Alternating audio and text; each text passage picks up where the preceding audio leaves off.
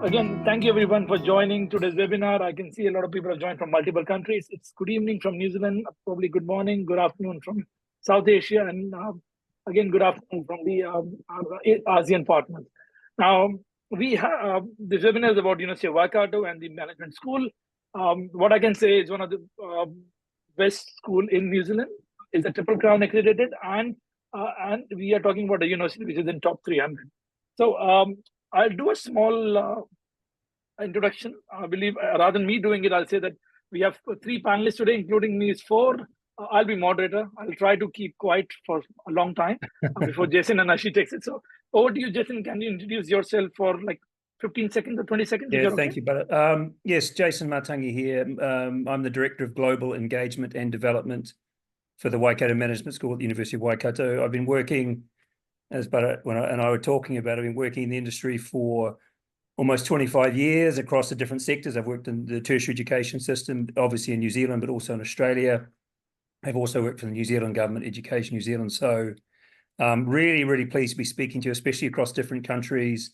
It's a pleasure. I understand that, we're taking time out of your day. It's a working day for most of you.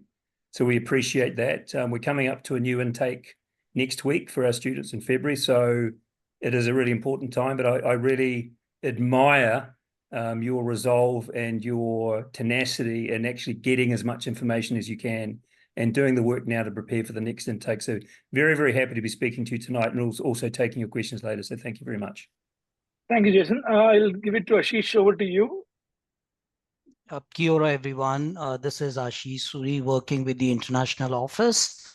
I look after the South Asia region, which includes India, Nepal, Bangladesh, and Sri Lanka. It's great to be doing this evening, and we look forward to ensuring that you not only choose New Zealand, but you also are very confident about what the career and opportunities New Zealand has to offer for international students. So feel free to jump on with your queries, and we'll be happy to answer them during the session. Thank you.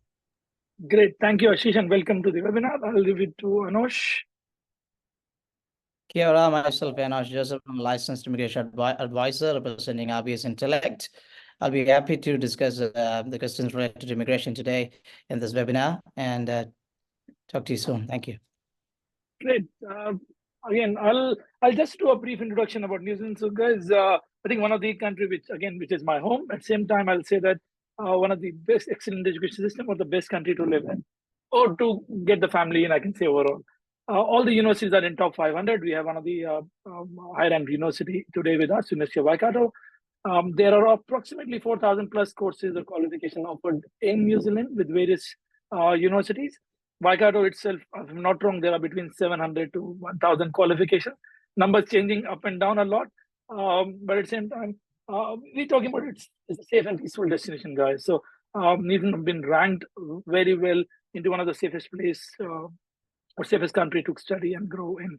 And New Zealand was one of the first country to offer in-study work rights. So even now, every student is allowed to work 20 hours per week, and there are post-study work options. So we'll talk about more in that and questions. We'll talk about the quality of life. New Zealand again, I think one of the excellent countries to see, spend, and go through your journey of your bachelor's and master's. It feels good. I can say that. Now, if a lot of people don't know where we are, just for a reference map, we are not too far, but we are not too close. So technically, we are on the eastern side. If you see, I've just rolled the map. You can see from India, it will be around 18 hours flight. From Bangladesh, another 16 hours. Nepal, another 18 hours. There is no direct flights. We have been hopping through either Singapore, Thailand, Malaysia, or we call either go from Dubai or Qatar. Now, at the same time, we from Malaysian friends, there's a direct flight available. That's again hopping through Singapore also. Going back, though with the land, we are not landlocked country, so we have less problems compared to a landlocked country. So if I see Asia is a landlocked country, so they have their own problems and good. Few positive, few negative, but it's one to go in with. Now, just a small brief. In New Zealand, we have various levels. We call our education system as it's a Commonwealth education system, which is a British-based, if I'm not wrong. We are going through with the levels of level 1 to level 10. But in a layman, if I talk about international education system, which we talk about Asian education system, we take as level 10 is a doctoral, level 9 is master's, level 8 is a PG diploma or postgraduate, which is the first year of master's. Level 7 is a bachelor's honors, bachelor's or graduate diplomas, which is very unique qualification to New Zealand. Then we have level 5, 6, 4, 5, 6, which are diplomas, or level 5, 6, which is the first year, second year of bachelor's also. We do have a 2-year diplomas. We don't have associate degrees as Australia. So if you're comparing, I think Jason will try to compare some of things if I'm not wrong. But again, they are basic things. So if you hear level a lot, level 9, level 8, level 7, these are bachelor's, postgraduate, and master's qualification. But in any time, you're welcome to ask questions in a Q&A box. So please start putting your questions in the Q&A box, because we'll follow the order when the question was asked. So again, last time we had around 90 questions. So please, guys, welcome to ask your questions as much you like. I'll leave it now to Jason in your capable hands. Well, let me know if you can share the screen. Okay, thank you. Oh, it's not enabled yet. Yes, so I'll stop sharing and you can share now. Right. So in the meantime, guys, everyone who's raising the hand, please type your question. It'll be very appreciated. We will try to answer while we are talking.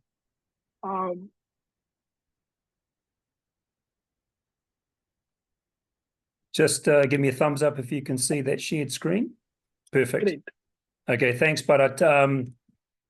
And welcome again, everyone. Just wanted to say, I know Bharat touched on direct flights to New Zealand, and I was speaking just in the preamble before the session, and we had recently at the University of Waikato, we had a economics conference, which is becoming like the Davos of the South Pacific, I suppose. We had former prime ministers, 2 prime ministers speaking. We had the current Minister of Finance and also the Governor of the Reserve Bank and other esteemed members of Parliament and business. And the comment was made about not if, but when we would have a direct flight with India. So I think India is very much in the ascendancy, as we know, economically, politically, culturally. And I think that sooner or later we will have a direct flight and make life a lot easier for all of us. And I just want to say a shout out to my colleague, Ashish. I haven't met a more professional staff member before than Ashish. So in terms of colleagues to work with on the ground, so you're in safe hands, and obviously Bharat's got extensive knowledge, and great to see Anosh here as well. And I think we can provide between us really good advice, and where, you know, the university is restricted in terms of some of its advice, especially around post-study work rights. So I think when we've got the experts on hand who can deliver that, that's terrific. So straight into it. Basically, this is the menu or the agenda for today. It's quite traditional. I'm a little older than these guys, so I'm working from the top down. So we'll just do a little intro, which we're doing now. Look at New Zealand and Waikato, and Bharat's already touched on this. University of Waikato, then right into the management school, WMS. Get used to that acronym, Waikato Management School. We'll look at the programs, degrees, qualifications, same sort of thing. Some FAQs. I'll just try to address some of your questions in advance by giving some information. Then great to take your questions as well. Some of you may recognize this beautiful airport. I think it's Bangalore. I did a quick turnaround, took a quick photo before I went through passport control or wherever I was going. I can't remember, but a real pleasure to travel in India. So look, let's just look at New Zealand in terms of scale. Many of you will be familiar with this, but we're a population of 5 million. And we talked about comparisons. So I think if you think about New Zealand, say in Australia, it's almost quantums of 5. So 5 million people, just over 25 million in Australia, 5 times 5. That's, I think it's about 27 now. We have 8 universities. There are over 40 in Australia. So it's usually about around a quantum of 5 that we look at things. Economic conditions are pretty good right now. Unemployment's about 4%, crept up just a little bit in the second half of last year. Interest rates are hanging around the 4 to 5% mark, but inflation and interest is coming down. New Zealand as a trading nation at the bottom of the world really does rely on free trade agreements and open trade with its partners. We are really pursuing an FTA, free trade agreement with India, but we have close relations with China and Southeast Asia and obviously Australia. 3rd highest minimum wage in the world. So I think for people who come to New Zealand, you can obviously work 20 hours a week part-time while you study. And I think it's reassuring to know that we have a floor on the amount that we pay people in terms of minimum wage.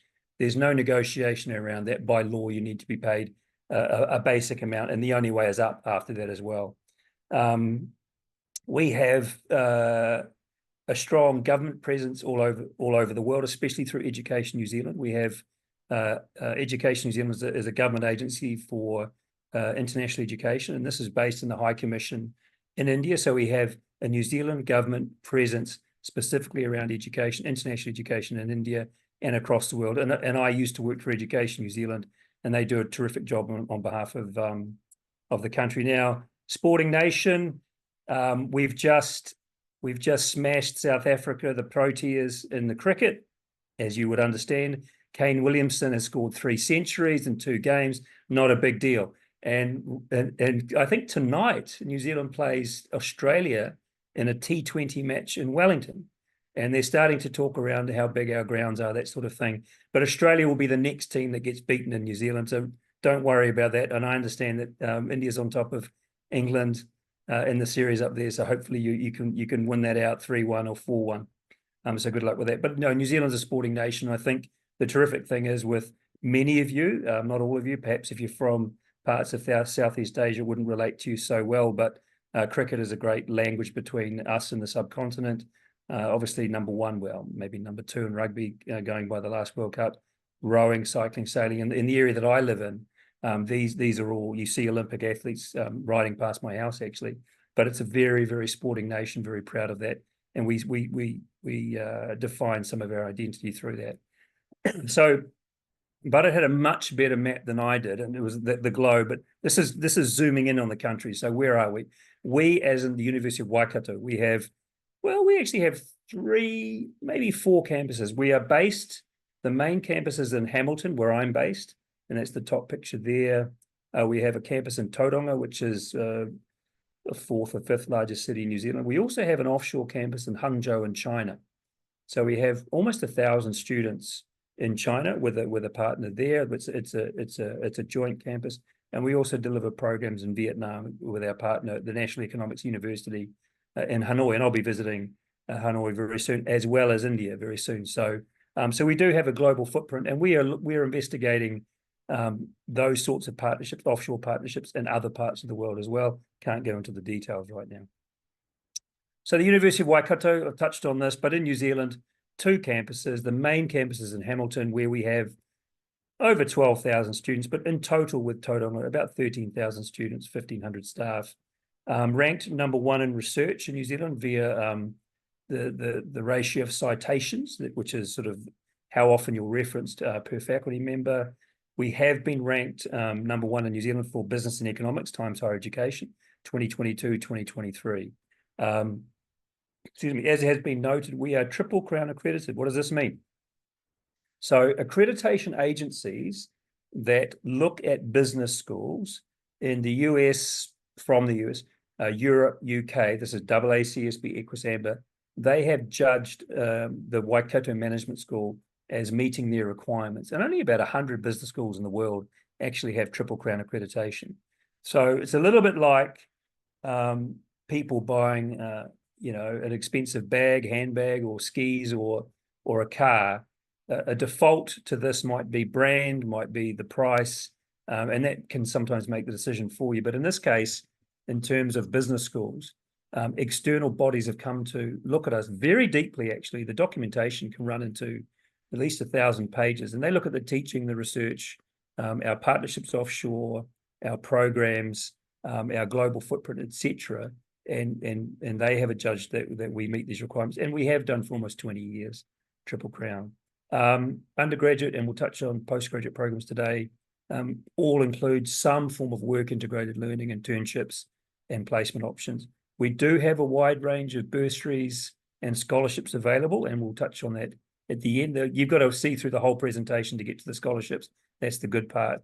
And I think in terms of the comparison with the rest of New Zealand, especially Auckland, and we're about an hour and a half away from Auckland, and places like Wellington, we do have a lower cost of living in Hamilton, and the ease of it, it's an easier way of life in terms of rents, affordability, proximity or closeness to the campus, and general livability. The Waikato region, so the University of Waikato is based in the Waikato region. So we have in New Zealand provinces, not states, or prefectures like they do in Japan, states like you do in India. So Waikato is a province in New Zealand, and the river, the largest river in New Zealand, is the Waikato River. So what are we good at? So apart from education and health, we are the dairy powerhouse of New Zealand, and dairy is a huge industry for New Zealand, probably the largest, and we have probably one of the top 3 or 4 dairy cooperatives in the world. So very, very large, and brings in a lot of export revenue for New Zealand, the dairy industry. Manufacturing in the Waikato is the second largest contributor to GDP. The sort of the nexus that area from the top third of the North Island has about 60% of the population. So in terms of, it's a relatively small country, but in terms of New Zealand, almost 2/3 of the population are living within 2 or 3 hours of where we are. Right next to the university, I can walk there.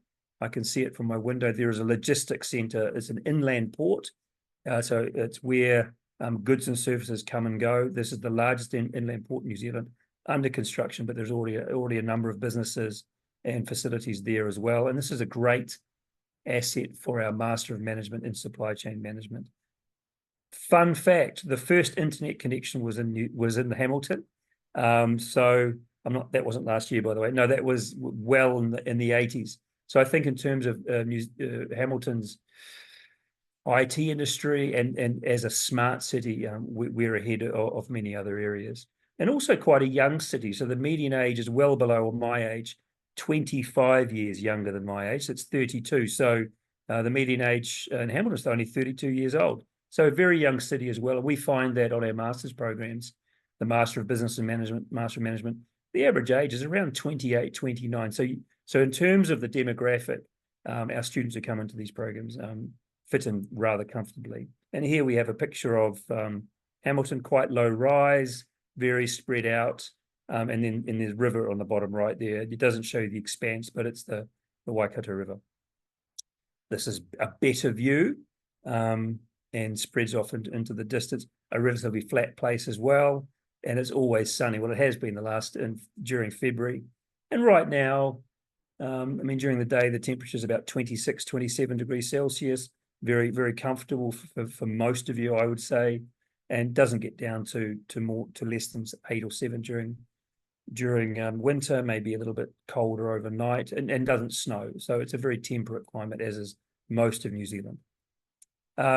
Waikato Management School, we turned 50 in 2022, and the university turns 60 this year. So University of Waikato was established in 1964. So after this webinar, you can have a small celebration amongst yourselves.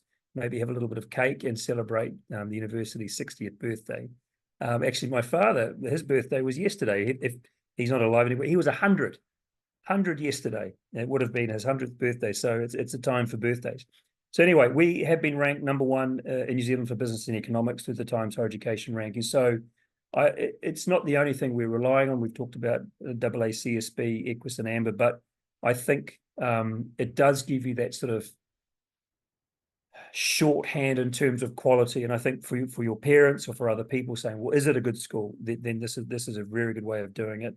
I've touched on global business schools, but also the University of Waikato is in the top 100 universities in the world for its contribution to the United States or United Nations Sustainable Development Goals. So I think it's very important for us as well. And sustainability is in our DNA. Now, I always say this, but I think I can say all this as much as I like, but what do students say? And I think it's very important just to talk about student satisfaction. So our last International Student Barometer survey shows that our overall student satisfaction is running higher than global student satisfaction. And I think that would have been taken at the tail end of a difficult time, obviously, the year after the sort of end of COVID. So I think to score over 90% at that time is a reasonable achievement, but it leaves room for improvement because at least 1 out of 10 students may not be completely satisfied. So we always have to work on that. And that's the overall, that's our sort of, that's the main judge of our performance is the satisfaction of students. Tauranga City. So this is, I'm just going to break up the talking with a few images, because I think it's quite good to digest what you're hearing. You don't just get words all the time, apart from me speaking. But this is a view from Mount Maunganui. It's not really a mountain, but it's a small hill. And looking back towards Tauranga, this is the beach area. It does look like this, I must say. It is very beautiful, very clean water, and a great place to study. The campus isn't quite located here, but probably about 10 minutes drive away. But you do have access to some quite stunning locations at our second campus in Tauranga. So just a little bit on what the Waikato Management School is about. And I think it's good to talk about the facts and figures, but what do we strive to do? What's our sort of vision? And I think this is can be reassuring for people or just informative. But so we exist to empower people to grow thriving businesses, a thriving society, and a thriving world. So I think we can't shrink away from the fact that we want people to improve their businesses, but also within the society that they live in. And having said all of that, we have to be mindful of the impact that whatever we do has on our world, our environment. So we don't live in a vacuum. So we can't flagrantly be running around pumping pollution into the ocean just to make a buck. So I think we do have that commitment to sustainability, but we do not shrink away from the fact we want to grow thriving businesses. How do we do this? We do this through world-leading expertise. You've seen our rankings, so we have world-leading expertise. We have deep connections with business and society, and this has been commented on by accreditation through EQUIS. And in between that, so we strive to create real-world experiences. So I think when you reflect upon, say, your high school, your undergraduate study, that the experience, the things that stand out are those things that you've experienced. Now, you can always get an A in a test and get 20 out of 20 on a pop quiz. But I think those deep experiences that maybe presented you with some challenges that you overcame, that you can take away, especially when you're applying the knowledge that you've learned, these are the things that you remember. And I think we strive to create these through the applied learning within our programs and our connections with industry too. So we believe we're great people doing great things. That includes the students and the staff as well. But we're grounded in New Zealand, Aotearoa, which is the Maori word for New Zealand. But we are global citizens, thinking globally in all we do. So we are from New Zealand. We know where we're from, but we're part of the world. We look globally as well. Again, as a trading nation, we have to. We can't sit on our laurels and wait for the world to come to us. We have to go out to the world. So hopefully it just gives you a little bit of a sense of what we're about. Oh, I should have taken this slide out, but let's talk about it. So we have some bit old picture. Yes, we have some very distinguished alumni from the university. So you can guess which one of these people is an alumnus of the University of Waikato. But the former Prime Minister Jacinda Ardern is an alumnus of the University of Waikato. She did the Bachelor of Communication Studies at the time it was called. Now it's called the Bachelor of Communication. So 5 years as our Prime Minister, very proud of that fact. And here she is with the Indian Prime Minister. So I think there is that sort of promise, an inherent promise that, people who come through our doors, they could do anything, I suppose. And some people are doing that, have done that, will do that. So that's just a nice image as well. I love a good grid, but this is just, don't commit this to memory. This is really just a quick summary. I'll go into more detail in the next slides. I just want to give you an overview of our master's programs, the coursework master's programs. I'll touch on the master's with by degree studies, but University of Waikato has a number of flexible 12-month master's programs, meaning that you can complete these programs in 12 calendar months, 1 year. So we start our next semester on the 26th of February, basically the first semester for the year, 26th of February, which is next Monday. Someone starting on that Monday in, say, the Master of Business Management, top left here, will finish, if they succeed in all their courses, they'll finish by February next year. And the July intake, you'll finish in July the following year. So I think common amongst all of these, and like I say, I'll touch on the features soon, but common amongst all of these programs is relatively open entry to the qualifications. So it's particularly in the case of the Master of Business Management, the Master of Management, SCM stands for Supply Chain Management. You do not require a background in those areas to get in. You could be a poet, a philosopher, biologist, physicist, etc., with a degree coming into these programs. There are multiple entries, 3 for the MBM, 2 for the supply chain, and generally 2 or 3 for the others, apart from the Master of Applied Finance. 1 year, as I note, work integrated learning, WIL, work integrated learning is a feature, either through internships or consultancy projects. Entry requirements are quite flexible too. And I've got these links here, which I can share this in either this format or PDF later, but and we can pass that on. Happy to do that. I think I can add is that, guys, if you, again, there are multiple programs, there are multiple options, but again, if you have specific queries for any question, please do ask while Jason is going through it. Yeah. Jason, over to you. Yeah, No problem. Thanks, man. We'll be good on the time soon. Yeah, that's cool. So having said that, I'm just really going to focus on the master's programs today, because we could go on forever about it, or other programs. And what I would say is very happy to get any comments or feedback as well, because we are looking to maybe tweak, amend, enhance our programs, because we do realize we can't just sit still. We do a lot of work on our programs year by year, and I'll touch on one of the relatively new ones soon. But this program, the Master of Business and Management, is really is one of our flagship programs, and this is because it's sort of like a non-executive MBA. It's a quasi MBA program which does not require work experience. So as I said, you've got entry from any type of background with a degree. It's multiple entry points in this particular program, February, July, or November. It's 12 months long, so it's 1 year, and there's no work experience required. Having said that, what we do find is that, like I said, the average age of a lot of people at a master's is in the mid to late 20s. So people do come with some form of work experience, not required, but people do. And there is no, someone will ask, age limit. There's no age limit on these programs. If you were 70 years old, theoretically, you could do this program. And the issue may be the visa, but we do not restrict people based on age. It's just whether you meet the entry requirements or not. So this program is a management program that goes across the broad range of management disciplines. So it gives you that sort of shortcut to a depth of understanding into economics, accounting, finance, strategic management. And what it does by the 3rd trimester is it pulls you into the applied focus, where you've got a research component with a company. And I spoke to some students the other day in a focus group about their experiences. And it is very challenging and deep, but they get very, very close with a local company. So it's a transformative postgraduate business sort of program, as it says here, any discipline. And so you're working alongside a business at the end of the qualification in the 3rd trimester, when all of the disciplines come together. So you're doing basically 4 papers or 4 courses every semester. So 4 in the 1st semester, 4 in the 2nd, and 3 or 4 in the 3rd semester. With including that high impact project. We're not really looking for, the entry requirement is looking for a B or B- average in the final year of degree study. So it's relatively flexible in terms of your ability to enter this program.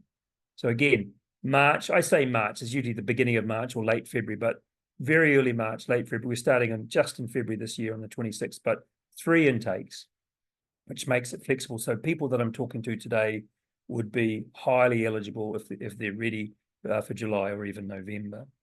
So this will sit across the top of your existing qualifications. So it's really intended to create leaders out of the people taking this program. So what employers see when they see someone with the Master of Business and Management is somebody who has gone the extra distance on top of their existing degree and their work experience to go deeper into those management disciplines, and they've improved their communication skills, their presentation skills, their project management skills within a group, to be able to lead other groups within their new or their existing organization. So there is a strong requirement for working with interdisciplinary teams. There will be a requirement to have some ability to speak in public. You will be required to engage with local businesses. So those skills you get and that you can develop in the program will really enhance your communication skills, I think. And also, while you're doing this program, and any of the programs I'm going to refer to, you're really being acculturated to the work culture, the living culture in New Zealand. So there's no better way to transition to life and perhaps full-time work and residency in New Zealand than by immersing yourself in a program seen through the lens of New Zealand business, politics and culture and economics, and when you're brought into contact with a business as well.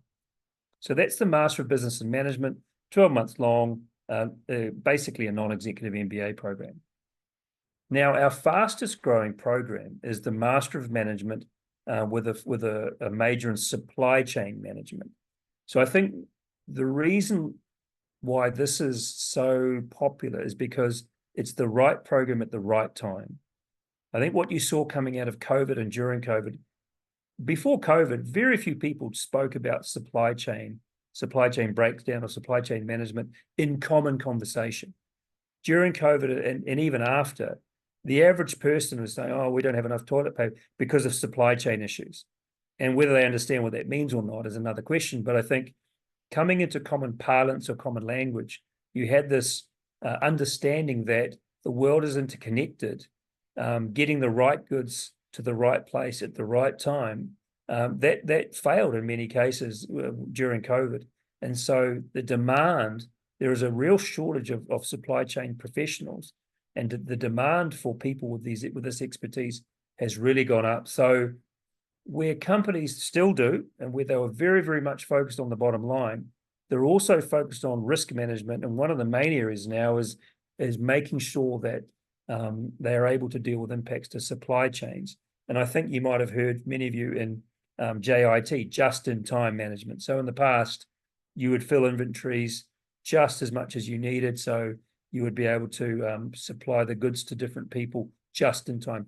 Not the case in every case these days, because you have to allow for the fact there will be impacts. So you need to be warehousing more and supplying more and understanding those supply chains. And of course, with some of the issues going in the Horn of Africa, the Suez Canal, again, some industries are having to go the long way around and avoid that area. So we will continue to have minor, medium, and perhaps major impacts to supply chains. So the demand for people in this area will probably grow. Again, this is a 12-month intensive program. We do offer an internship or an applied research program with a host organization. I did mention that right next to the Hamilton campus is the Ruakura Super Hub. This is the inland port, not a water port, but an inland port for logistics, which is next to the university and is a source of employment as well as business contacts for us.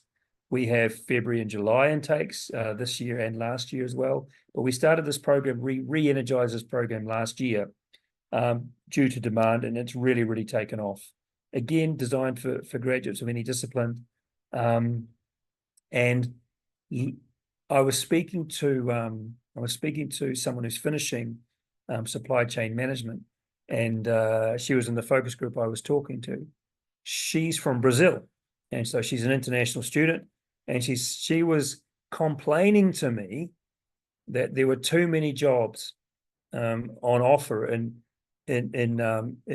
Auckland and around. So she was thinking, I don't want to make the wrong choice and go to the wrong job in the wrong city.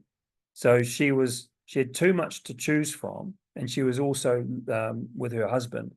So she was having to consider which of the jobs that she would apply for. So, I mean, that's a sample of one, but this is someone who's been looking into employment and supply chain management, who was reinforcing the fact that there is a strong demand for supply chain managers. So, and she had some basic experience in warehousing, but now that she's qualified with the master's program, she is able to look at those jobs. And I did some testing on one of our employment websites. You're looking at over $100,000 a year in New Zealand, in many cases for managers in the supply chain industry. And the great thing about, and I spoke to the lecturers, great thing about a country like New Zealand is that it is small, but in a small country, you can be across many different things. You're given responsibility relatively early as well. And it is a small industry, like even the international education industry. I mean, it is relatively small, even the worldwide international education industry. I know many people from across the world, you bump into these people. But if you're good in this industry, supply chain management, you will become well known, and the opportunities will open up. So keep that in mind. I think this is a really high growth area. We're seeing strong moves to employment and strong growth in enrollments as well. And it's probably our most successful program, from 0 to over 50, 60 students in a very short time. I think I'll just add to that, supply chain, guys. If you even we have a job site called seek.com. If you normally go on that job site and just put a supply chain for New Zealand jobs, just a supply chain, I say number, it'll be around plus 500 jobs are there, which is only a supply chain topic, I say. But if you start going into detail, there are jobs more than 1,500 available in supply chain, procurement, and logistics. I was just again putting the number for Waikato, all kind of jobs available. This is the region. There are 1,500 plus jobs for Waikato region, which are in multiple sectors, not in supply chain. So there's a lot of opportunity going around. Yeah, I think we might be running with the time, so you might have that's to fine. speed up It's, if you can. I'm getting there, so no problem. And I'm preparing my CV for supply chain as well. Okay. So I just want to touch on a few programs. These are really in order of popularity, I suppose, but we have the Master of Digital Business, and this is the first degree of this type. And you can see the springtime here at the campus, but we're really looking at focusing on, technology from a management perspective, embedding the digital technologies to enhance the performance of a business. It has a really strong focus on internship. So you're looking at up to 3 months in an industry internship. By its very nature, it's available online as well as obviously in person. And all of the programs, as I should have mentioned, actually, all of our programs anyway are available in flexi mode. So the intention is that you will study in person, but you can, some of you may binge watch or binge study some of your programs later, but it is possible to catch up or to reinforce or to study online partly as well, especially if you have an illness or if you aren't able to attend lectures. So everything that we do is available online. Multiple entries for this program as well, and this one does require a bachelor's degree in a somewhat relevant area, so business and commerce or some form of information technology, computer science, information systems would work. It doesn't have to be heavy touch IT, just some sense, or on the flip side, some sort of business acumen as well. So you're really looking at careers in digital business managers, systems developers, business analysts, project managers. So I was speaking to a student in Underi in Mumbai in September, a year and a half ago. He is now in employment in New Zealand. I met him and his father in Mumbai. I met him again a week later in New Zealand. We've remained in close contact. He's doing really well now. So I wish him all the best. But he did the Master of Digital Business, which is one of our key programs, and pointed out for special mention by the last Equus Review as well as outstanding amongst our programs. The Master of Professional Accounting, one of our alumni is here in New York. This is really for people who want to enter the field of accounting with no background in accounting. And I know that one of our staff members, his wife, is actually studying on this program as well. So it's a good endorsement of the program. But it's a 1-year program now, 180 points, starting in November every year, November or January. But the general start date is November, so there's plenty of time to consider this program. So you'll finish the 180 points in 1 calendar year, and with 3 years placement with an accountancy partner, then you can transition towards your license as a chartered accountant. So it's approved by ACCA, Chartered Accountants Australia, New Zealand, and CPA Australia as well. So it's very flexible. Internships available, and it is faster than it used to be. We used to have a 220 point impact, which ran for about 14 months or so. It has been reduced in response to demand by students and industry, and it's more in line with other programs. And by its very nature, it's actually reduced in price because it's shorter as well. Same quality, same content. It just gets you into the workforce faster as well. And this really is designed to create accountants, so you can enjoy a fruitful and satisfying life with accountancy. And the last program I touch on is the Master of Applied Finance. This is a real comer. At the moment, we have one intake in March, but it does, this is the preparation for somebody working in the financial sector. What they do require is a bachelor's degree with some subject that does have some form of quantitative analysis. So it's probably the closest we would get to data analytics would be this program. We don't have a master's in data analytics, but this would be the closest. So this really does put you on your pathway to become for the Chartered Financial Analyst designation. So there is an internship available as well. We have a stock room at the university, a trading room, and we do have close association with online share trading platforms, and we do have a plan as well to provide every student with money, their own cash that they can put towards put through one of the trading platforms, and then by the end of the year we'll see who's actually made the most money. But it'll be real money as well. We're not talking thousands of dollars, but we want people to experience what it's like to be able to trade with real money, because they'll be somewhat more responsible and have to provide that rationale. So this does move people into investment areas, broker areas, banking areas as well, financial advisors. So I think we run the gamut here in the executive or non-executive MBA program, specializations in supply chain management, digital business, accounting, and finance as well. So you've got, we run the gamut across many of these disciplines.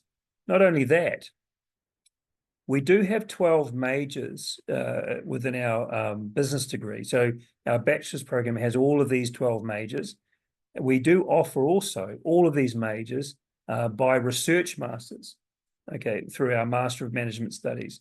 So the previous qualifications generally do not require a background in those areas, maybe a little bit of management or information technology with the digital business, perhaps a bit of quantitative analysis with the Master of Applied Finance.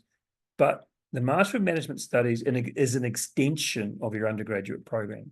So to do this program, you would need to, if you do an MMS in accounting, you would need to have a bachelor in accounting, because this goes deep in that discipline with a strong research focus, at least one semester. So at least 60 points. So you'll be doing a master's program, strong research focus in agribusiness, digital business, but you would have had that background at the undergraduate level. Not so for those previous qualifications. So these are the degrees by research. Now you can see here, you could do a Master of Management Studies in supply chain management only if you've got a degree in supply chain management previously. The Master of Management in supply chain management is for people who don't have a background, and that fast tracks you to employment there too. So I won't go into too much detail here, but these are 3 semesters long. Oftentimes there's a gap over summer, depending on when you start. It is possible to finish in 12 months, but oftentimes people finish the Master of Management Studies in 18 months. And like I say, there is a strong thesis or dissertation focus. And if you're thinking of moving further into the PhD area, this would be the program to follow as well, one of these programs, because you're going deep into your discipline. Entry requirements, I've generally touched on these, but in terms of bachelor degrees, I mean, academic, you can get the advice here, but there's a number of different pathways. You might come from a number of different boards, and if you're from different countries as well, we won't go into the detail here, but there is generally a pathway for you. IELTS standard 6.0, no subscore below 5.5. Master's degrees, bachelor degree with a B- or B average in general, B-, no background required for those 12-month masters. The Master of Management Studies by research, you would require that background. IELTS for the postgraduate study, 6.5, no band below 6. And other programs in other areas like teaching or psychology or nursing, they will require higher entry requirements, not so for business. So in general, it's 6.5 IELTS overall. I've mentioned this throughout, but work integrated learning or internships or industry projects are integral parts of our programs. So again, I mean, this is very, very self-evident, but it takes that theory and puts it into practical use. Placements can be work-based, project-based, internships, or high impact projects alongside an industry partner. They are credit bearing, which means you're not doing these for fun. These are for credit. So in your last semester, generally these papers will be half of that last semester, about 30 points, and they're within the degree. If it's an internship, in general, unpaid. They're not generally paid during internships or industry projects. So this is separate from the 20-hour per week part-time work allowance. So even doing an internship or industry project, you're still able to work 20 hours a week part-time to make money to support your life in New Zealand. Some industry partners here. It may not be a lot to you, but what you see here, a number of logos or brands from New Zealand. Some will be international, like EY, KPMG. You've got sports teams here, local industry. You've got government offices in terms of the Ministry of Business, Innovation and Employment, New Zealand Tourism New Zealand, law firms, logistics firms, and travel firms as well. So it just gives you a sense. The biggest banks in New Zealand, which are all Australian owned, by the way, they're all featuring here as well. But we do put people amongst these types of companies, large companies. But New Zealand also has thousands of medium to small enterprises as well, where we do place people too. Scholarships. I did promise this as a tease, but we do have the Vice Chancellor's International Excellence Scholarships for India and other nations as well. There is a link to the website that we can provide, but these are valued up to 15,000 New Zealand dollars. And I'm getting my head around the commas for Indian rupees. It's a little bit different. It's the 322 rather than the 333. There'll be a lot more there. That's new for a Kiwi, possibly. Yeah. So, Sure. But yeah, this is for people demonstrating academic excellence, and we do require applications as well. Great. And again, they are good to go into it. So what we'll do is that, guys, I think I'm just trying to be in short time. If you're okay, Yeah, and I'll this share is my the screen. final slide. Really, just this is the dream team. These are the people on the ground. I'm second from the left. Sheenam's there as well with Ashish. We've got the email contacts too. But Alistair Jones, who was just in India, I think, on a delegation. He's a senior staff member at the University of Waikato. Not the tallest, by the way, by the looks of it. But anyway, so that is us at the Indian High Commission in Delhi last year, where we were wonderfully hosted as well, and we got to meet a bunch of our different partners. But I'll leave it there. There's more that we could go into, but that just gives you a brief taste of our programs and our offerings, and really happy to take questions as well. Yeah. So if you just, what I'll do is that I'll just share one kind of final pages from us. So guys, I think we'll start in the question, but I'm putting this slide on the screen just to update what are the post-study work options for various courses and how it follows. We'll talk again. Anush will cover, and Abil, Ashish, me, Jason will jump into various questions. So I'm starting with a question from Saad MS. Sorry, we're trying to be on time. Saad said, hello, sir. I hope you will be fine. So the meeting is for scholarship or not. Yes, they are a scholarship. We've answered that. Saad, up to $15,000 Vice Chancellor scholarships are available. But again, depends upon the criteria and other things. Again, Ashish, you want to add anything on this before we take forward? Sure. For Thanks, scholarships, Bharat. yeah. Sure. Thanks, Bharat. I think with scholarships, it's purely academic driven. So when you apply at the University of Waikato and you receive your offer acceptance, whether it's a conditional acceptance or a formal acceptance, you will be eligible to start your scholarship application. It's usually take not more than 15 minutes, and the turnaround time is usually around 6 weeks. And it's purely based on academic merit. So how well you have done in your undergraduate degree in your home country, if you're applying for master's, and if you're applying for your undergrad, then your high school scores, the higher you are on your bracket of marks determines the outcome of the scholarship application, and as well as it's directly correlated to the amount of the scholarship award as well. Great. I think I'll go to the question of Vishal.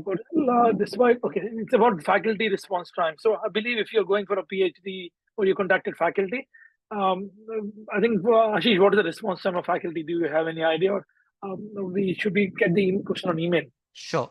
No, that's fine, Bharat. But I think since he's referring to PhD, which is the higher research degree. Now, higher research degree, the application process is very different. Student will first need to put a research proposal put together, and he needs to visit our staff profile page on the School of Graduate Research, put together and identify the staff who fits into that research proposal, and then put the proposal forward. If that's accepted, which can take up to 4 to 6 weeks of time, and then if that's accepted, then they need to submit the formal application for the PhD with the approval acceptance letter, and then the offer is released within 2 weeks.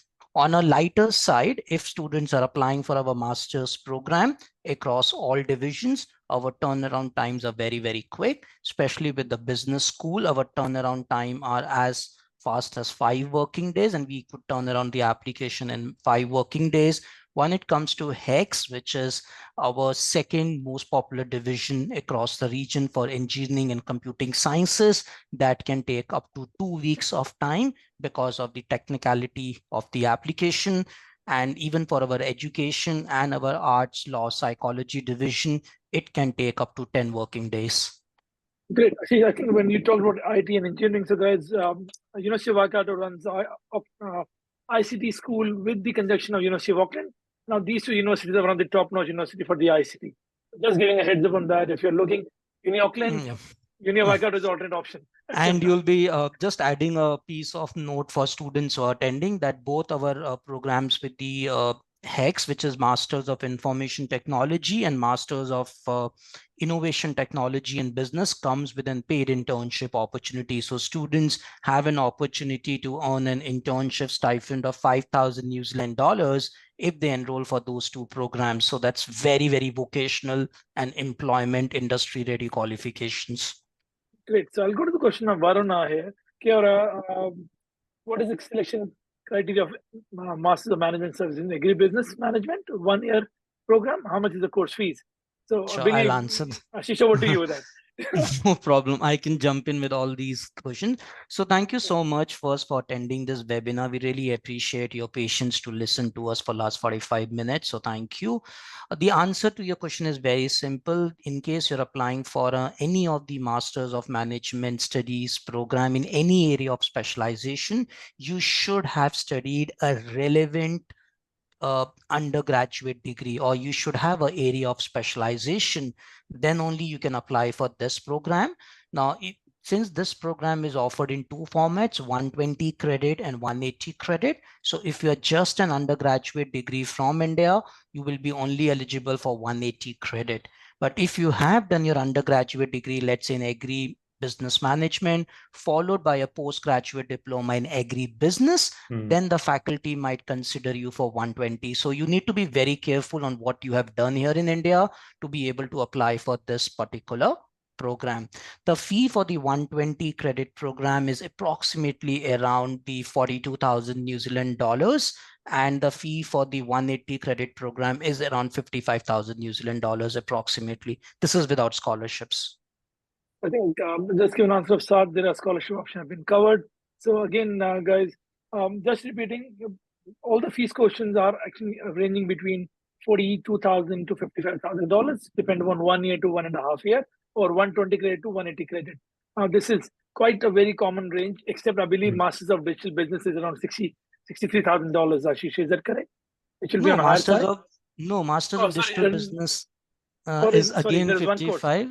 That's Masters. Okay. I'll explain you. All our HEX program, which is Masters of Information Technology, or Masters of Innovation Technology and Business, or Masters of Engineering Practice, because they involve a lot of complex and lab-based work. So those fees, as Jason mentioned, can go up to 63,000, approximately around 63,500 New Zealand dollars. But there are great scholarship opportunities as well. Yeah. I think, guys, it's a good news that management school is giving you a better option compared to when you go to HEX school.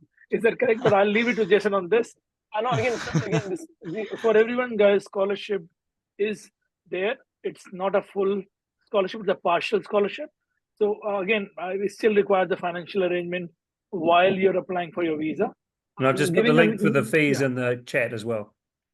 So again, now Anush, wherever you're welcome to jump in for the scholarship in the visa side. What are the numbers required and what is required? So you're very open to jump in wherever you want to come in. Is that correct? Yeah, that's okay. I'm happy to answer the post-study work rights and partners work visa and all those immigration-related questions. I think I can add to that is that that guys, for all the masters, there are options of dependent visas or a partnership visa. So Anosh will cover a few minutes, I think, in Yeah. next few minutes, if you're okay with that. Now going to That's Ramesh, okay. the university offers master's degree in business analytics or not? If yes, then which intake and duration of the course? So again, I believe, Ashish, do you want to add on that? Because we have some relevant qualifications. Is it correct from the Waikato University School? Yes, absolutely right, Bharat. But it will be more specific around it. Most of our courses are very industry-ready programs, which means they have a very strong focus on employment opportunities. And Anush, coming in from his immigration advice experience, can add on that if students are picking up courses which are highly skilled in demand, there are better opportunities, pathways for residencies as well.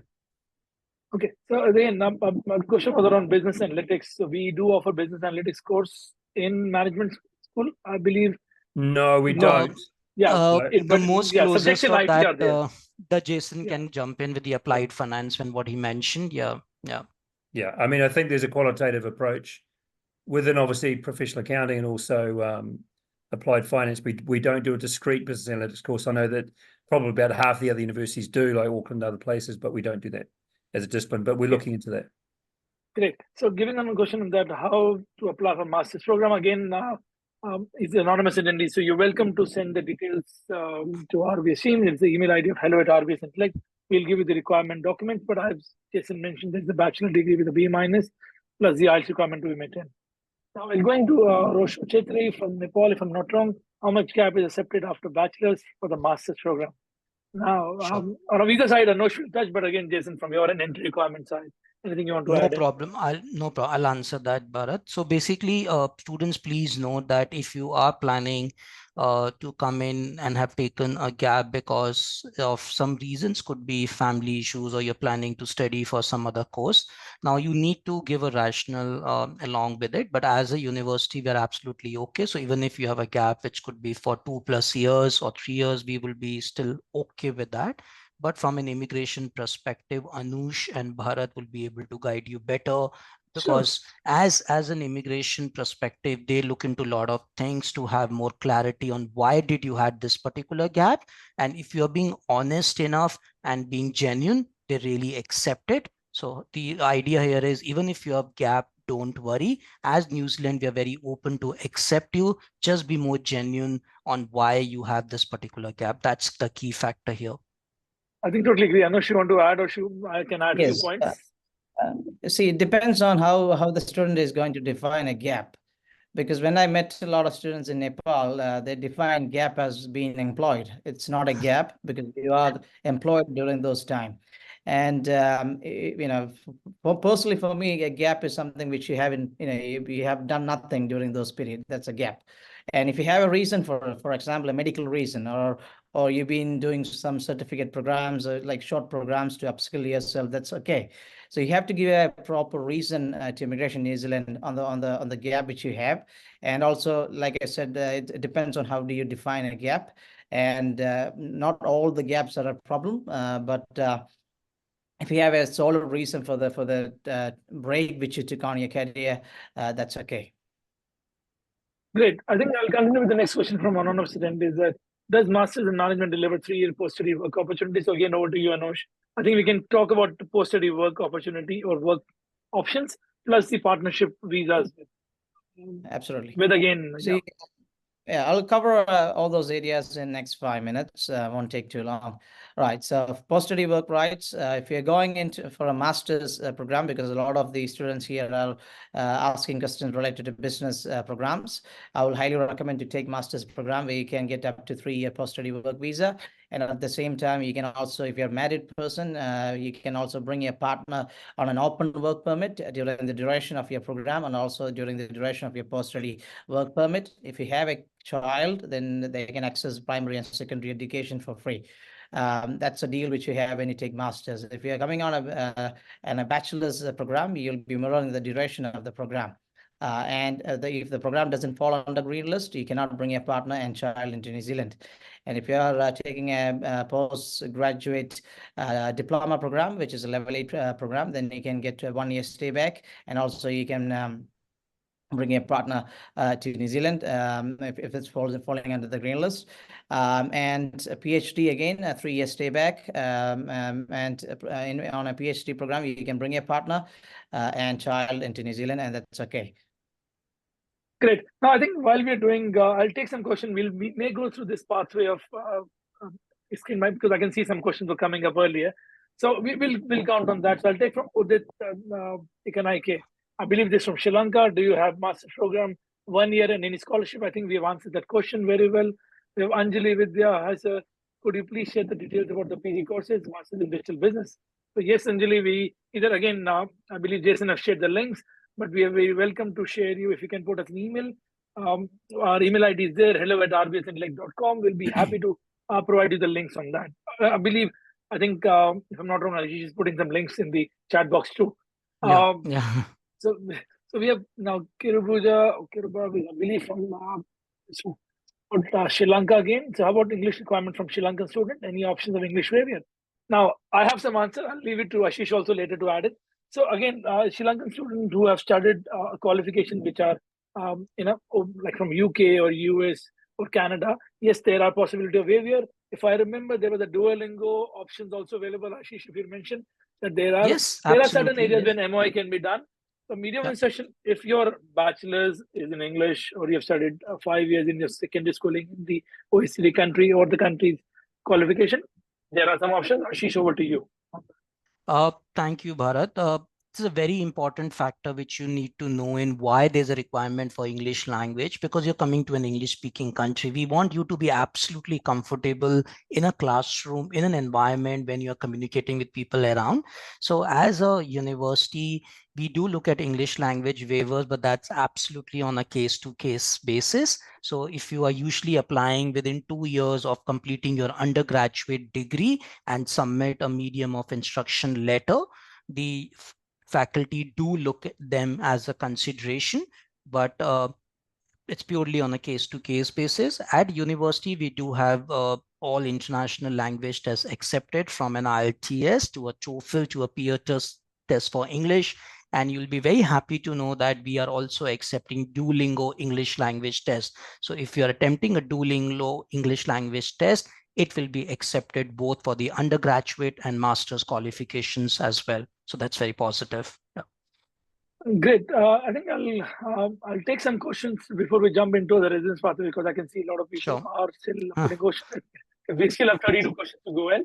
What's the scope of professional accounting in NZ? Again, Jason said that there are a lot of options, and the course have multiple accreditation from various agencies.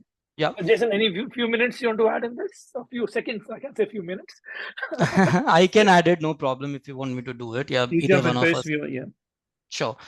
So as Jason mentioned, when you look at Australia and New Zealand, both have a very strong demand for the skill requirements for accounting professionals. And as a university with such a strong business school connection, our MPA program is very popular because it comes with professional accreditation.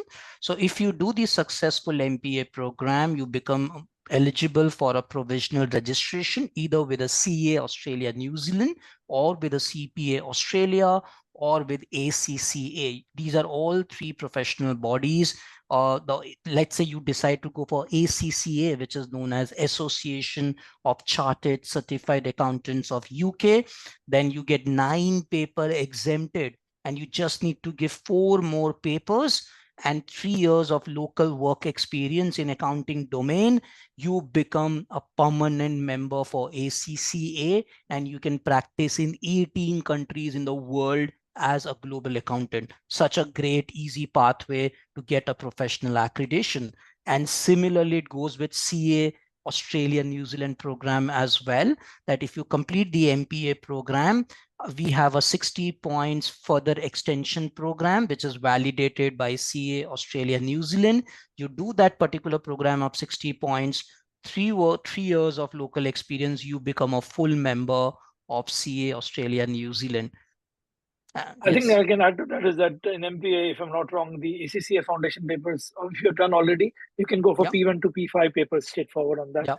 So again, there's a question from Shisha, CA and CMA valid in NZ. So again, Shisha, there is a valuable benefit to you when you are doing this study. you can always opt for your qualification assessment and see what and where you are. Is that correct? If I'm going around with Ashish, but there is a validity which I've seen certain cases. Now, I think next question I'll go with Anush also is that can mature students apply? Yes, we have candidate with age of 66 also applied, but there's a bit of catch, which is the residence pathway. So Anush, you want to talk about when and where the residence pathway stops in New Zealand? The maximum age to apply for residence is 55 years. So I've seen that message. It's he or she is just 50. So got another 5 years to go. So it should be okay. So again, do you want to talk about the residence pathway for students and how they can go for a residence pathway in this slide, which is on the Sure. screen? Or yeah, Okay, I'll cover I those will a areas very and- quick 1 minute. I can assure you that. I'll stick to that 1 minute plan. Right. So residence pathways, there are 3 types of residence pathways for most of the students who are arriving in New Zealand. The first thing is a SMC category, which is a skilled migrant category. If you're coming in for a bachelor's degree, you get 3 points. If you're coming in for a master's program, you get 5 points. If you are doing a PhD, you get 6 points. The maximum points required for residence is 6. But for PhD, you also require a job offer. So a job offer plus 6 points, you can go for residence. For masters, if you're getting 5 points out after the completion of the program, you require 1 more point. And 1 more point can be gained by working in New Zealand for 1 year. And you get 3 years stay back, so you only require 1 year experience in New Zealand out of those 3 years. And let's say bachelor's degree, 3 points after the completion of the program, then you require another 3 points to get eligible for residence, which means you need to work in New Zealand for 3 years. And a lot of people ask, is the experience outside New Zealand acceptable? It used to be, but right now it is not. So you have to have experience in New Zealand. And this is the SMC category. If you are looking at the screen, you can see those point listed and also how to achieve those additional points to get residence. So that's skilled migrant category for you. And the next thing is straight to residence category. If you are working or if you're going to study a green list program, if you get a job offer from green list occupation, then you can go for straight to residence if the occupation falls under Tier 1 occupation. And if it falls under Tier 2 occupation, then you can work for 2 years and go for work to residence, which is a 2-year residence program. These are the main 2 other pathway programs for residents for students. And then we have care, workforce, and transport sector. That's not really meant to be for students, so I'm not covering those areas. Thank Agreed, you. and thank you very much, Anush. Okay. We are quite well on time. We'll go to Tejas' question. Tejas, I mean, can I know about the prospective career opportunities for MBA graduate? Are there enough openings in New Zealand? How can we get placed? Is there any job sites or something? So Tejas, yes, there are job sites. There's seek.co.nz. There's tradeMe.jobs.co.nz. But at the same time, see, we will recommend normally to share the CV to see that what is your background, what's the experience. Because MBA is a generic qualification. If your experience in particular industry like supply chain, or you are in marketing, or you're in digital area, we normally suggest follow the route towards those qualifications. If you want to enjoy and go for your higher kind of say hierarchy jobs, which is in general management, or you're opening your own business, then yes, MBA is helpful on that. Suggestion is that please follow the experience if you're working in the industry. Now, what we see is that most of the people in MBA are actually a mature student, which ranging between 28 to 40 or 42 sometime.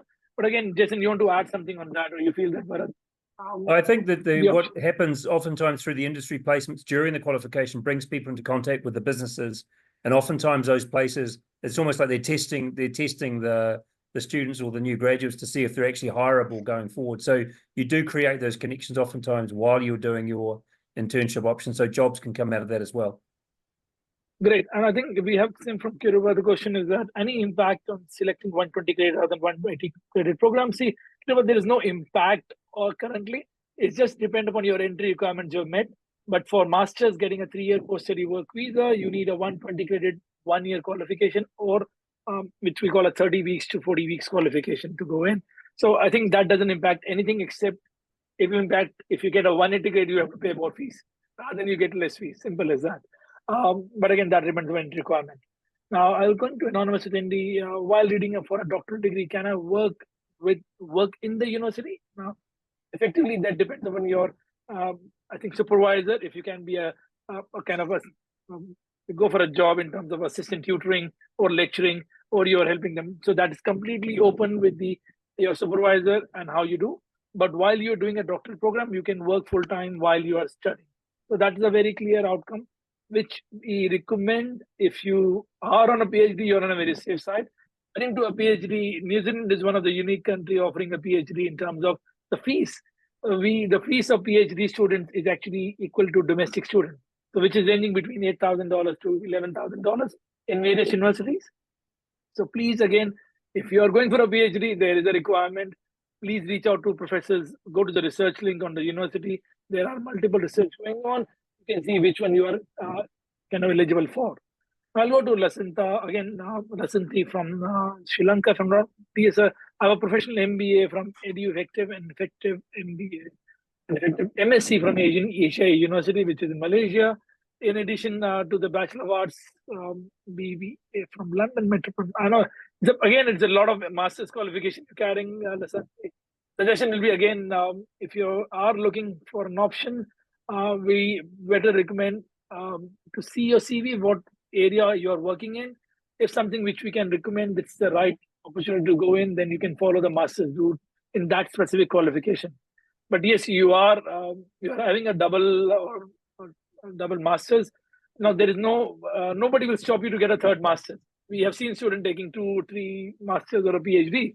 So suggestion, either look for a PhD options, or you can look for a specific masters in your area of your specialization. Jason, you have more experience than me. I can add to that if you anything you want to add on this. Yeah, I mean, I think the question is what, I think Anosh may have an opinion here as well, but I think adding a third master's might be a bridge too far, potentially. That might raise questions, you never know. But I think if it's industry related, if there's a through line in your career and your qualification, I think is what people are looking for. But yeah, you may want to reflect on your life goals. Possibly you're ready for a PhD, who knows? But yeah, nothing will stop you. But there might be some other consequences. Great. There are 3 questions from Lasanti on this only. So yes, PhD is the first priority, which is recommended. Again, your age factor, which I said 55 and above, you can't do much on that side. So please look into the options. Share your CV with us on the email ID. We can come back to you, or Anosh can come back to you on that. Now, I'll take another question on, is there a health management program with masters in Waikato? I believe no, but at the same time, I know Waikato University is getting a medical, but it's a couple of years down the line, guys. But then there are other universities that are offering masters in health or public health or other areas. Example, Victoria University, Wellington, or there is some option in AUT. So again, please share your CV. We can recommend you right institution, right university for you, and then that's your decision. Ashish, I hope I'm not marketing any right program in health, which I'm not know yet. No, it's fine. Yeah, it's fine at this moment. Yeah. Yeah. So I think there's a good note to Jason that we need a health program at Waikato University at a management level. I can't do much more. I think if we health management or MBA bracket health would be a good program as well. Yeah. Great. I'll leave it to you to convince the faculty to get into it. So there's a question from anonymous attendee. Do we have to do a grad diploma or certificate course if we want to study masters in the digital business? Can we offer graduate diploma only or masters only? Now, see, if you don't meet the requirement, you have to do a graduate diploma. But if you meet the requirement, masters are perfect. Now, if you do a grad diploma, there are no post-study work options for a grad diplomas currently. So, ideally, if you don't meet the requirement, masters is a mandate. Grad dip is mandatory, but if you meet the requirement, masters would be the best option. That's the only difference for now. We have seen University of Waikato giving grad dip or grad certificate or a PG certificate as an entry requirement. Yeah. But these are basically to meet the master's requirement, not for a post-study work options for now. And I think if you're in doubt, apply directly for the masters and see what happens. Agreed. Directly means that apply through RBS. If you go directly, that's what I mean. Yeah. Apply straight to the masters through RBS. But don't second guess yourself but just enhance your qualifications or enhance what you feel would be meeting requirements. So. The good part is that you get extra time to understand the course and the requirement. See, we don't recommend to just choose a master's because you are feeling eligible. Again, we are there to help you apply. And again, one of the things is RBS don't charge any fees for any kind of options and opportunities which we provide to our students or our partners again. Again, so mostly in every course, some form of internship mentioned. How does the school help in securing those internships, or the student have to ensure that he or she gets internship all on his or her own?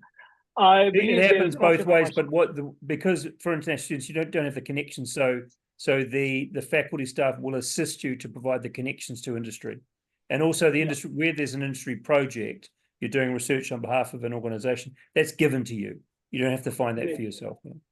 So there's a lot of handholding what I've seen. It'll be great to kind of see the options. There are a lot of networking opportunities. I always say to every student, attend a lot of networking events. You will get the opportunities by end of the time. People don't open up, and which we've seen, and there are hundreds of ways of kind of networking opportunities with university, around the university options. What I say. Now, Ramesh, I've done BBA. I have a 5-year plus work experience in banking. What course should I pursue? I think Masters of Finance was one of the options. But again, if there is an interest in accounting, you can test the waters there.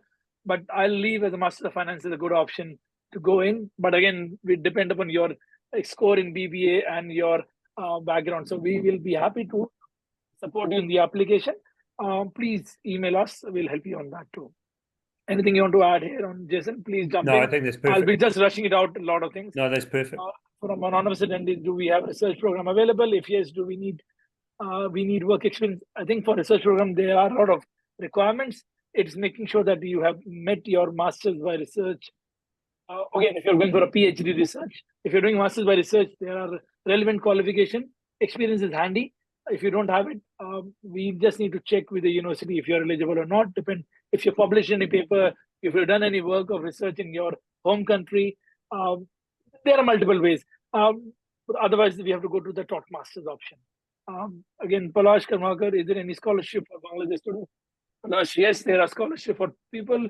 Every country there is scholarship. I think Vice-Chancellor scholarship is open for all international students, not specific to any country. Is that correct, Jason or Anashish? It is. I mean, there are specific scholarships for India, but general as well. But I think the main answer is yes, any nation can apply. Agree, and because we have seen some scholarship from Sri Lanka coming in. I know, Palash, you are working with us, so it'll be great if you want to apply. Welcome for that. Again, from anonymous attendee, does the university accept 3-year bachelor degree in business studies for MBA program with 4 years of work experience, additional master's degree in business administration? See, again, we were asking, yes, you're a perfect candidate for MBA if your score of 3-year bachelor's matches as a B- and above. But again, let's apply and see. I feel that yes, there's an opportunity of you to getting into MBA. That's what I can say. Sujata Kaki from Nepal, can you please clarify how much do we have to score to get 15,000 NZD scholarship? Again, academic score plus if your English is good and your experience is nice, but academic, what Ashish said, academic score or academic requirement are there. Just over to you. You want to add anything? That's fine. And I think really it's a competitive process. So if you're the only one applying, then you're the best applicant potentially. So there you go. that does depend on the others as well. So yeah. I think the last intake we got are 1 or 2 students who got it. But again, people have to apply. We can't apply on your behalf. Is there an application fee for MBM? No, there is no application fee. There is no enrollment deposit for now, which I know. For everyone, just remember, New Zealand, again, a good part compared to UK, Canada, or Australia. The fees, you can follow the AIP route, which is approval in principle route, which means that your fees to be paid after you have got visa in approval from immigration, which immigration gives you 7 to 10 working days time to deposit the fees. Now, we recommend everyone, this is our pathway route, is if we follow, your actual expense of payment will be only around $1,000, which is visa fees, medical and other things. But AIP route is the most safer route. When you pay the fees in advance, all the fees from the university are going into the trust account, so fees is saved. There is no exchange, I think there is no loss in the fees, but there can be exchange loss. So suggestion is that follow AIP route if you can follow, otherwise you are welcome to pay in advance. But there is no application fee for any university in New Zealand for now, compared to other countries in Canada or some of the UK applications. Again, is there a chance to change the program once enrolled? We don't recommend that. But yes, you can apply with Student Hub or a faculty. You would need to apply for a VOC, which is again a visa process. We have to help you in that case, or university can help you in that process if that's the change in the last minute or important changes needed. Anything, Ashish or Jason, you please jump in. Yeah, I mean, you're nodding not your head. I'm advisable. happy. You should do the thinking before you arrive. But I mean, if for some reason, for example, the MBM and the Master Management Supply Chain are quite close in the first semester in some ways, so there could be some cross-pollination there. But I think do the thinking before you arrive. Something like MPAC is quite different Great. from other programs, so you want to make sure you've made the right decision at the start. I think we don't want students to change from business management to nursing program or to early childhood. So do remember, guys, do think people do say that there's an easy PR in nursing. That's the reason we showed that slide. There is a pathway for a lot of options and courses. Just don't just go into the nursing side. So this is a bit of fun fact here. Is inflation affecting living expenses in New Zealand? If you ask me as a resident citizen, possible every country is affected now and New Zealand too. But New Zealand have already changed the living expenses from 15,000 to 20,000 last in 2022. So there will be no further changes what we expect coming into the pipeline.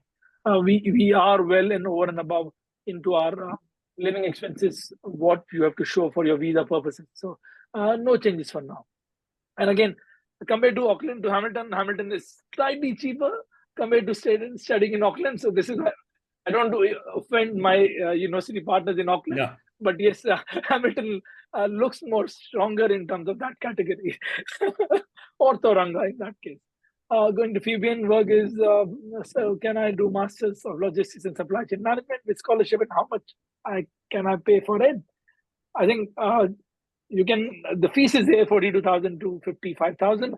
There are scholarship options. Again, the pay is pretty nice and good, but you can apply depend upon your qualification background. I can only say that here. Shisha, Yaswini, what is the scope of professional accounting in NZ? We have answered this question already. Shamile, Yakuri, is it only for Indian community? No, these are open for all communities. Again, I know what Jason have been mentioning. He just returned from India, so I know he's very around it. But the options and scholarships are for all the country. Simple as that. There is no specification. We have partners in Sri Lanka. We recently concluded our event in Sri Lanka. Anosh was there, around 300 participants, out of which 150 were on Anosh table. I can say that. So there was a pretty good scope. And Sri Lanka is one of the fastest growing markets for New Zealand too, in terms of numbers. I believe, Ashish, you are going to Sri Lanka very soon, if I'm not wrong. You might find some options there. Anosh, certainly again, should dependents come to New Zealand as a visitor, or will there be specific visa? Anosh, over to you. Your lucky question coming here. I think there are options for a master student. Anosh, you want to answer? So I can repeat the question. Should dependents come to NZ as a visitor visa, or will they be a specific visa, or is the dependent allowed to work? So if the student visa holder is taking a master's program, the dependent, the partner can work full time in New Zealand and come on a work visa. And the child, if they are under 5, then visitor's visa, or above 5, then a student visa, they can access primary and secondary education for free. Okay, thank you very much. So it's answered again. Margot, please, the fee list of the program. Again, the range of fees is between 42,000 to 55,000. Please email us. We'll send you that option. Now we have Tejas John. Are there enough opportunities for MBA graduate? We have answered this question already. I'm planning to move to NZ on a spouse visa. Again, Tejas, there are opportunities. You have to climb the ladder. It is not easy. Depend how well you can sell yourself to the employer. You might have to. Again, you can get a job in first go. You may have to wait for 50 opportunities. So depend your CV. You have to work through a recruitment company. It is good to do that. There will be professional development you have to go through. You have to tell the story. Do remember that. So we always recommend follow the recruitment partnership approach. Happy to recommend some of them if you're coming through us, or even now, please email us. I'm happy to email you. That's all. What about the other faculties and admissions? Depend upon this was a purely webinar for management. For other faculties, like you're welcome to email us. We can recommend, or you can go to Waikato University's website. There are 1,800 programs in University of Waikato. Roshan Chetri from Nepal, thank you for this. We'll take this way and let the information for this in future we need. Yeah, you can come back. Thank you very much. Vandana, wondering if a mature student age 50 plus can go to MBA program. Can we take spouse and child? Yes, Vandana, you are welcome to get a student at the age of 50 plus. If all the categories met, there is between 5 to 18, the study for a student in the schooling is at a domestic fees, and spouse can work on a work visa. But remember that after 55 plus, you can't apply for your residence pathway. So it's good to put an email and discuss more. We can introduce you to Anosh also for further things. Kelly Kwan, I have a bachelor in communication of University of Putra, Malaysia. Great joining you and waiting for this time. Can I enroll for Masters of Business Digital Management? I believe yes, Ashish. I think the background has been met when you're doing a Bachelor of Communication. You're meeting the requirement of Bachelor of or Master of Digital Business. Now, Kelly, we welcome you to. No, 1 minute. I'll just correct you here, Bharat, because if you're doing Masters of Digital Business, it's a course which is more focused on the strategy and on the technology format. So we students to come from a background of business studies or computer science, we would not be able to have a direct entry for students coming from a mass media or a communication degree. So if student is applying to us, we will look into their experience and see if there is a possibility, but potentially the entry requirements for Masters of Digital Business are highly skewed towards business management, business degrees, or computer science degrees. Great. Thank you, Ashish, to adding. Sorry, I'm trying to rush because there's. No, that's fine. No, I can imagine, especially for you and Jason, it's going to be around 8-ish in the evenings. So that's fine. I'm okay. I have another. I'm very happy because we had a 95 question last time. So we had just touched 70 odd questions here. So again, what difference will it hold in terms of career while comparing a ranked university like yours to Tipu Kinga? Well done. I'm very happy with this question. There is misinformation going around from non-qualified people. So Jason, I can stop recording if you want, compared to Tipu Kinga and Waikato University.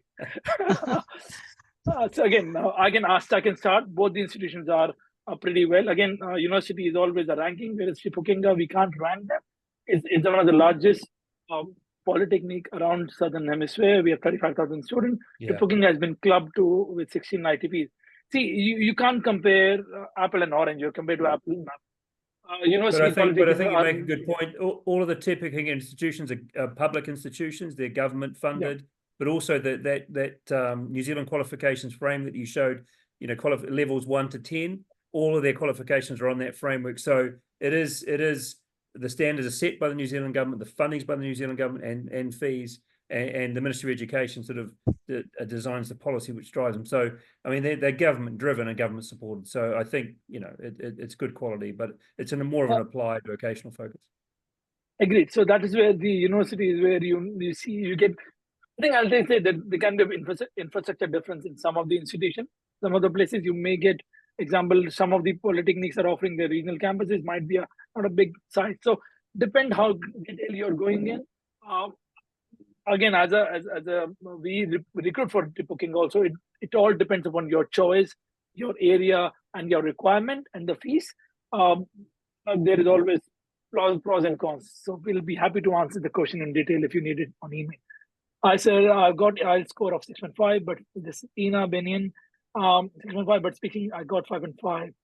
I just want to write one more time in speaking only. Can I club this code to apply for master's program? Yeah, you can do that now. I think you can just do the retake for the one discipline and put them together. So that's fine. So just I'll add the retake is only allowed currently in New Zealand, not in other countries from IELTS or PTE. But again, if a university, you want to comment? Yeah. So if universities can accept. Yeah. Sorry, Bharat. What? No, I'm not sure what you were trying to portray through. So I will be able to answer it better. What Jason mentioned is absolutely right, that you can do a one skill retake.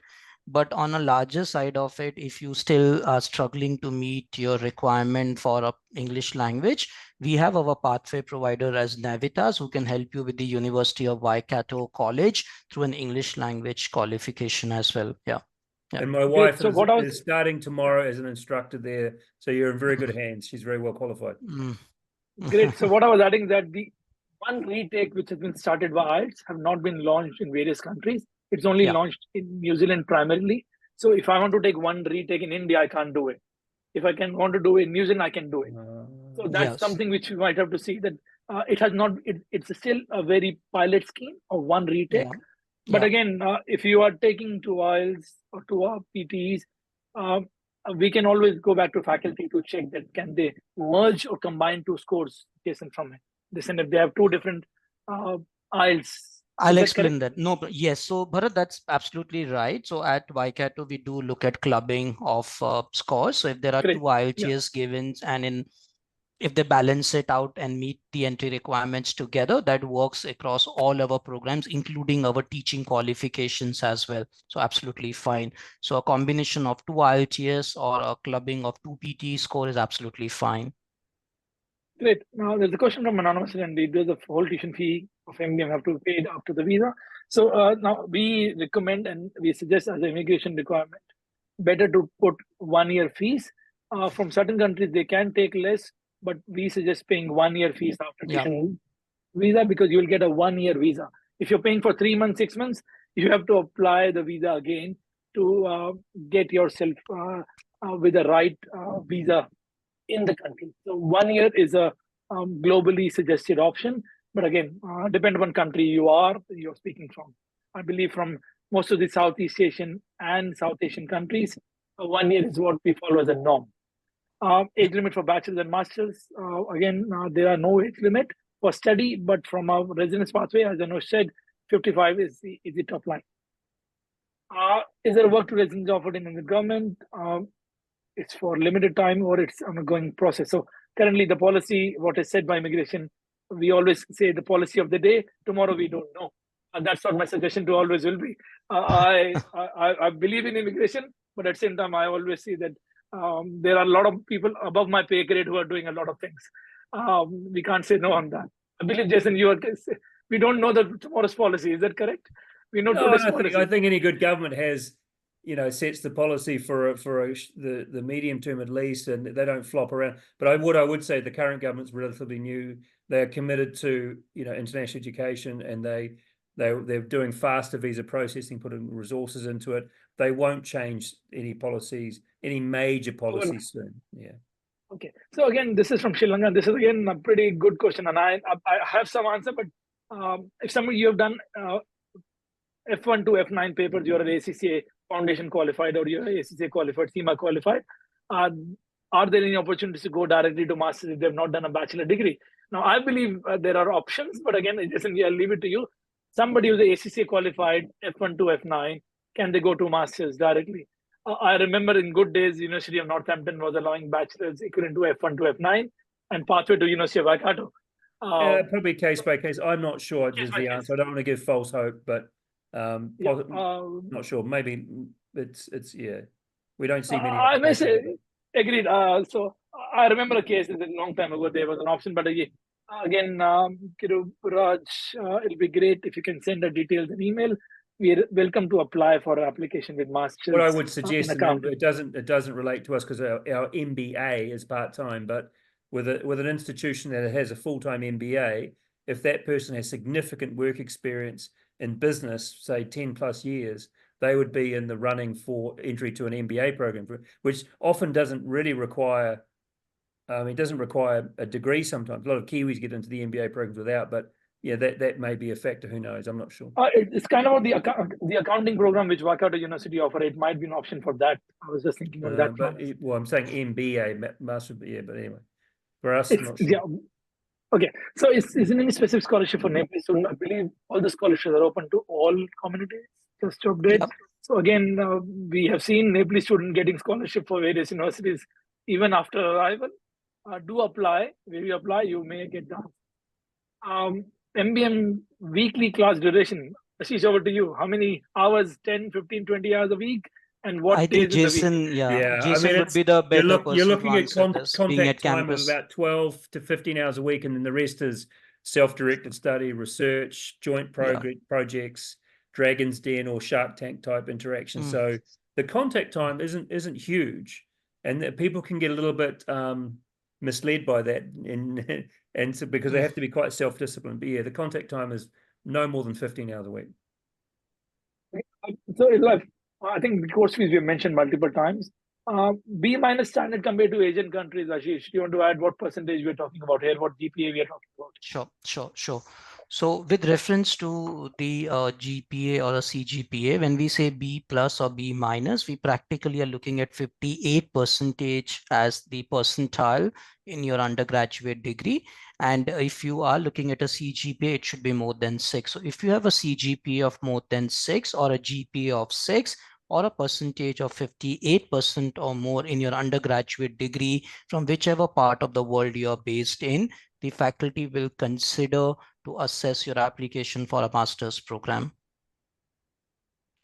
Great. I will not add to that anything. It's a pretty great answer for everyone to hear. I think Shesha, we've answered your question already. We talked about I think impact. Saad, I think this answer has been done. Yeah, Saad, again, apply for scholarship. There are no full scholarship in any university in New Zealand, what I know. You can apply for Manaki scholarship. If that helps you, please, we recommend. Otherwise, you might have to look into various other countries. Their scholarship options are there. Again, Jason, you want to add some suggestion here on the full scholarship? No, that's good. That's really spot on. Okay. Again, what agent agreement and commission? Sorry, I think we can't talk about this here. If you're an agency from somewhere, please write to university directly. We don't want to talk around that. Kelly, thank you for the answer. In that case, can I suggest what masters I should take the relevant to communication? Again, Kelly, if you can share your CV, we can discuss with the faculty. We can apply with the document. We have a partner in Malaysia. We have Sonlim who can help you out with those things. Please email to us. We can support you to answer on that. Thank you, Kelly, on that. I think we have ended answers from everyone for now. I think what's the visa processing time from India generally? I'll say that between 8 weeks to 12 weeks for now, there is a backlog for now. So we recommend for July intake. Suggestion is that apply by March end maximum so that you can get a sufficient time to come back in July, or even in February. Why not? Yeah, I think an answer. I think we'll wrap it on here. It's already good timing. But again, thank you everyone for joining. I can see still a good number of people here. Jason, Ashish, thank you very much from a university perspective. Pleasure. Giving a quite decent 1 hour, 40 minutes to us. Look forward to, and we managed to answer 71 questions or 70 odd questions, so which is nice. And Nice. appreciate your support. Thank you, Anush, giving again decent 2 hours of licensed immigration advisor time, which is not bad in a busy time. But no, thank you very much.